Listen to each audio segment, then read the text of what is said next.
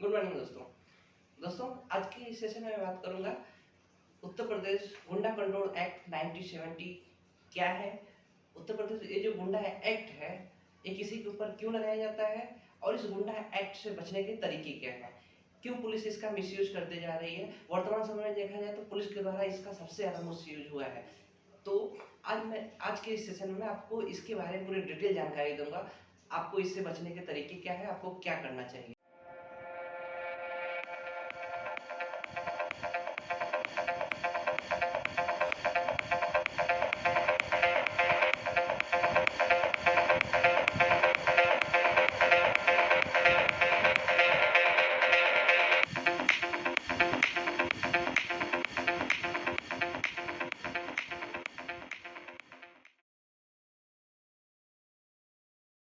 अभी कुछ दिन पहले की एक घटना है।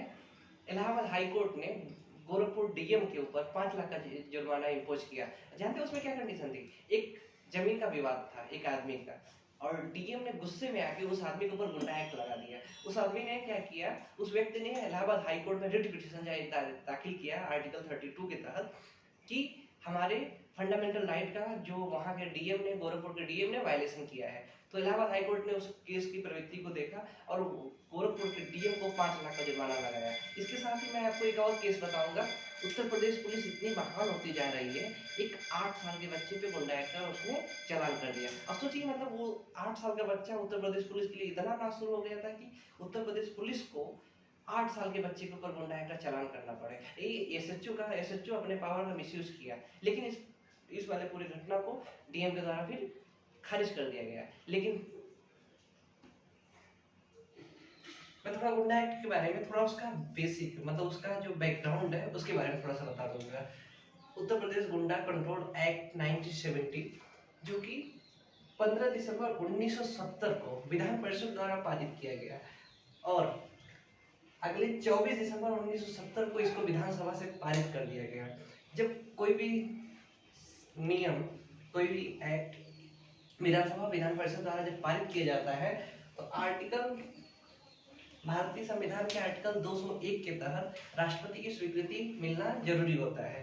तो 13 जनवरी 1971, देखियो दिसंबर की बात थी, दिसंबर के बाद 13 जनवरी 1971 को आर्टिकल 201 के तहत राष्ट्रपति ने गुंडा एक्ट को स्वीकृति दे दिया और 18 जनवरी 1971 को जो उत्तर प्रदेश का सरकारी गजट होता है उसमें गुंडा एक्ट को प्रकाशित किया गया। दोस्तों, अब आपके मन में एक सवाल जरूर आ रहा होगा कि उत्तर प्रदेश सरकार को ऐसी कौन सी बात पड़ गई कि ये जो गुंडा एक्ट लाना पड़ा। तो बता दूंगा कि जो लोक व्यवस्था है इसको कायम करने के लिए, लॉ एंड ऑर्डर मेंटेन करने के लिए जो प्रशासन है उसके द्वारा एक कदम उठाया जाता है। ये आवश्यक कदम होता है। किसी भी चुनाव से पहले पुलिस के द्वारा ऐसा चालान किया जाता है और संबंधित न्यायालय में डीएम के द्वारा उस आदमी की प्रवृत्ति देखकर उसके ऊपर गुंडा। और फिर मैं कह रहा हूं, इसे हम सरकारों इस माफिया को मिट्टी में मिला देंगे। अब आपके मन में सवाल आ रहा होगा कि गुंडा एक्ट का प्रोसेस कैसे चलता है, क्या होता है। चलिए मैं बताता हूँ। जानते क्या करते हैं, अगर आपके ऊपर कोई एफआईआर है तो जो आपके थाने का एसएचओ है वो अपने पिछले रिकॉर्ड को उठाएगा और उस रिकॉर्ड में चेक करेगा कि जिसके ऊपर संगीन अपराध की जुर्म है वो क्या करेगा, एक लिस्ट बनाएगा और उस लिस्ट को सीओ के पास भेज देगा। सीओ उसका अप्रूवल करेगा कि ठीक है इन व्यक्तियों के ऊपर गुंडा एक्ट का चालान किया जाए। सीओ क्या करेगा, उस रिपोर्ट को एसपी ऑफिस में भेजेगा। एसपी क्या करेगा, एसपी फिर उस लिस्ट को देखेगा, एसपी को लगेगा ठीक है बात इन्होंने सही किया है तो एसपी उसको अप्रूवल देगा और उसको संबंधित डीएम को दे देगा। अगर किसी जिले की कमिश्नरेट प्रणाली है तो वहाँ के जो डीसीपी होते हैं, डीसीपी रैंक के अधिकारी होते हैं, उनको वो लोग दे देते हैं। जब वहां पे पहुंच जाता है तो अब देखिए क्या होगा। अब डीएम जो है, डीएम के पास नोटिस आ गई गुंडा एक्ट का चालान करने के लिए। अब डीएम उस संबंधित व्यक्ति को, हर प्रत्येक व्यक्ति को नोटिस भेजेगा कि देखिए आपके ऊपर गुंडा एक्ट के चालान के लिए हमारे पास नोटिस आई है और हम आपको बुला रहे हैं, आप बताइए कि आपके ऊपर गुंडा एक्ट क्यों ना लगाया जाए। तो आप आइए और आप बताइए कि आप ऐसी प्रवृत्ति के हैं, क्या आपके द्वारा कोई अपराध और किया जा सकता है। तो डीएम उस व्यक्ति को अपने कोर्ट में बुलाता है, उससे जमानत करवाने के लिए बोलता है कि आप अपना जमानत कराइए और बताइए कि हम ऐसे प्रवृत्ति के नहीं है या हम ऐसे में सुधार कर रहे हैं। तो अगर डीएम के पास देखिए दो ऑप्शन है, देखिए, डीएम के पास दो ऑप्शन रहता है। डीएम या तो आपके ऊपर गुंडा एक्ट लगा दे या गुंडा एक्ट को खारिज कर दे। अगर गुंडा एक्ट उसने खारिज किया तो उस गुंडा एक्ट की खारिज की 2 प्रति बनाई जाएगी। एक प्रति उस संबंधित थाने को दे दी जाएगी कि इस व्यक्ति के नाम पे गुंडा एक्ट को खारिज कर दिया गया, इसका रिकॉर्ड खत्म कर दिया जाए। और एक प्रति उस व्यक्ति के घर डाक द्वारा या किसी के माध्यम से प्रेषित की जाएगी कि आपके ऊपर गुंडा एक्ट का चालान खारिज कर दिया गया है। लेकिन मान लीजिए अगर डीएम ने आपके ऊपर गुंडा एक्ट लगा दिया, तब तो आप उस जिला से संबंधित जिले से जिला बदल कर दिए जाएंगे, आपको 6 महीने के लिए जिला से बाहर रहना पड़ेगा। लेकिन ऐसे में क्या आपके पास कोई प्रावधान है आपको बचने का? है। आप क्या करेंगे? अपील करेंगे कमिश्नर के पास, जो कि मंडलायुक्त होते हैं। आप वहां पे जाके बोलेंगे कि सर मेरे ऊपर डीएम के द्वारा गुंडा एक्ट लगा दिया गया है, कृपया इसको आप खारिज कर दें। अगर कमिश्नर को लग रहा है कि आपकी बात में सच्चाई है, आप बात की आपकी तथ्यता सही है, तो डीएम क्या करेगा? आपके गुंडा एक्ट को खारिज कर सकता है या तो आपके गुंडा एक्ट को लगा ही रहने देगा। लेकिन अगर कमिश्नर भी आपके गुंडा एक्ट को खारिज नहीं किया, लगा ही रहने दिया, तब आपके पास कोई ऑप्शन नहीं बचता है सिवाय न्यायालय के। तब आप या तो सुप्रीम कोर्ट आर्टिकल 32 के तहत या आर्टिकल 226 के तहत हाई कोर्ट जाएंगे और अपने फंडामेंटल राइट के लिए रिट पिटीशन डालेंगे और बताएंगे कि कोर्ट को कि सर मेरे फंडामेंटल राइट का वायलेशन हुआ है, कृपया इस पे संज्ञान लिया जाए और संबंधित कोर्ट को बताया जाए, हमें खारिज किया जाए गुंडा है।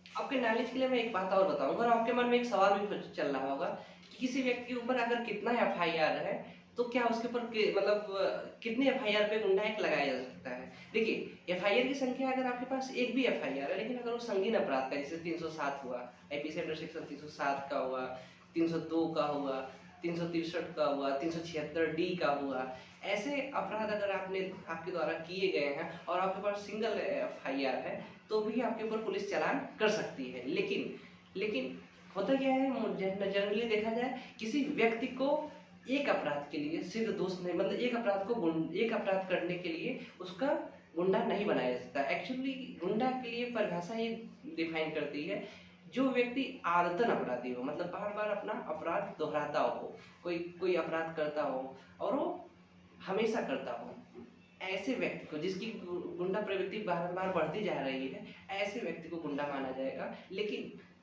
अगर आपके पास सिंगल केस है, सिंगल केस आपकी परिस्थिति के ऊपर हो सकता है, कोई ऐसी कंडीशन हो गई हो अचानक से जिसमें आपके ऊपर ऐसा गुंडा है, मतलब ऐसे आपके ऊपर कोई एफआईआर संगीन धारा का हो गया हो। लेकिन अगर सिंगल केस है तो ज्यादातर क्या किया जा रहा है, लखनऊ बेंच ने इस केस को खारिज कर दिया कि मतलब अगर आप सिंगल एफआईआर आपके ऊपर है तो आपके ऊपर गुंडा एक्ट की कार्रवाई नहीं हो सकती, आपके गुंडा एक्ट को खारिज किया जा सकता है और ये खारिज हो जाएगा सिंगल एफआईआर पर। ये मार मार उसको, खोपड़ी तोड़ साले का, मार क्या भाई। चलिए आपको मैं बताऊंगा। चलिए अब आप समझिए कि गुंडा की जो गुंडा कंट्रोल एक्ट 1970 के नियम में गुंडा की परिभाषा क्या देखी है। तो देखिए, गुंडा एक्ट के जो सेक्शन 2 क्लास बी सब क्लास 1 में कहा गया है, ऐसा व्यक्ति जो किसी गिरोह या सरगना का मेंबर हो, सदस्य हो, या उस सरगना के लिए कोई कार्य को करता हो, ठीक है, कार्य करने का प्रयत्न करना हो, या किसी को दुष्प्रेरित करता हो किसी अपराध के लिए, ऐसे व्यक्ति को गुंडा माना जाएगा। और यही गुंडा एक्ट कंट्रोल एक्ट की धारा 2 क्लास बी सब क्लास 2 को 2A मतलब परिभाषित करती है। अगर कोई व्यक्ति गर्ल्स और लेडीज की ट्रैफिकिंग करता है और उसको इस संबंधित प्रावधान के तहत उसको सिद्ध दोष ठहराया जा चुका है, तो उसको गुंडा बोला जाएगा।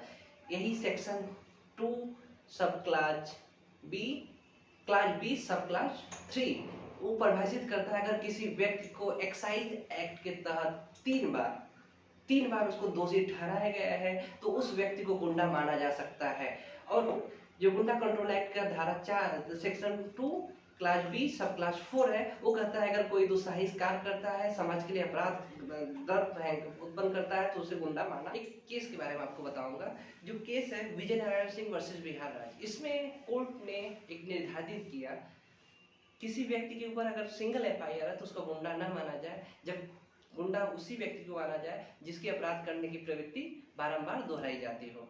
ठीक है, चलिए अब यहाँ तक तो आपने समझ लिया कि आपको गुंडा एक्ट कैसे है, क्या होता है, क्यों होता है। ठीक है, अगर आपके ऊपर गुंडा एक्ट लगा दिया गया या क्या कर दिया गया तो क्या क्या होगा? अगर आपके ऊपर गुंडा एक्ट लगा दिया गया, अगर आपको लगा दिया गया तो आपको जिला से 6 महीने के लिए आपको जिला बदल किया जाएगा। उस 6 महीने के बाद आपका गुंडा एक्ट खारिज हो जाएगा। इसमें कोई वैसा नहीं होता है। एक कोई ऐसी केस है ना कि क्रिमिनल केस होता है, ना कि सिविल केस होता है, बीच का होता है। लेकिन अगर आपने गुंडा एक्ट का मतलब मिसयूज किया, गुंडा एक्ट आपको लगा दिया गया और अपने आप जिला को नहीं छोड़ के जाना है, पुलिस आपको पकड़ लेगी और आपके ऊपर क्रिमिनल का केस चलाएगी। तो ऐसे में आपको जेल भी भेजा जा सकता है और आपको जमानत लेनी पड़ेगी।